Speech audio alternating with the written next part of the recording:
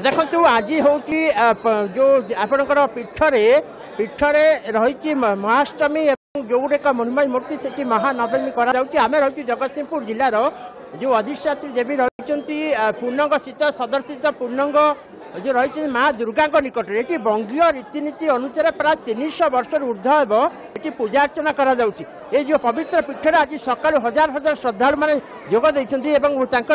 जो मैंने रही ओसियाड़ी मैंने से महाअष्टमी व्रत पूजा करें सीधा सड़क टी माँ चित्र देखा जगतजननी माँ कृपामयी भगवती माँ दुर्गा आज हूँ पवित्र महाअष्टमी पूजा अर्चना चली माँ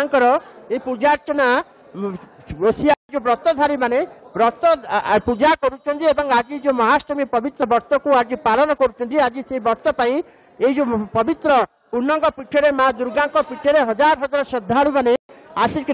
व्रत पूजा करुँच ये हूँ से उत्सव कही माँ जो पवित्र पीठ ये पवित्र पीठरे